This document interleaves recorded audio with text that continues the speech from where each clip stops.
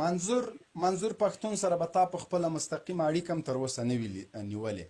خو زه د رسنیو د حساسیت په خاطر باندې ډېرې خبرې دي چې هغه د وخت په تېرېدو به په خپله منظور پښتون د ما په اړه درته وکړي. زه داسې مور په ما سر نه ده تړلی چې زه به بې غیرته یم. ښه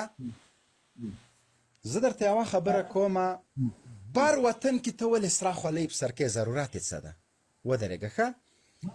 که د حکومت حمایت کوي که ملګرو په دې ویډیو کې تاسو وکاته که نه دا جنرال موبین دی دغه ته وایي منظور پښتون ته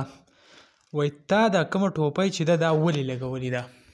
وایي آیا ته په پردي ملک کې داسې ناست او لکه ته دا ټوپۍ لګې او ته وایې چې زه افغانستان سره یو ځای کېږم. لکه که تاسو دا وګورئ، زه به دا خبره وکړم کله چې د منظور پښتون جلسه وي یا څه بله غونډه وي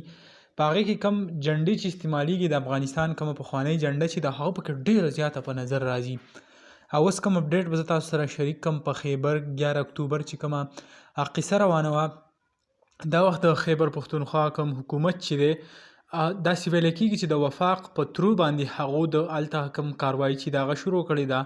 او کم خبر چې راځي د هغې مطابق 3 کسان تر اوسه پورې هغه وفات شوي دي، نور 13 کسان چې کوم دی زخمي دي. کم انسوګیس کم شیلینګ چې دی هغه یې پې هم کړی دی او دا وخت کم حالات چې دي هلته هغه ډېر زیات خراب دي. الله تعالی دې هغه وکړي څه کې چې زمونږ خیر وي، ځکه که دا حالات روان وي داسې مړي کېږي نو کم ټول پښتانه چې دي هغه هسې هم غمجن دي او که داسې حرکات وشي نور به هم غمجن شي. الله تعالی دې دا خبر هغه په خیر خیریت سره سرته ورسوي او کم مرګونه چې دي هغه دې پکې نور ونه کړی شي، ځکه کم حالات که دا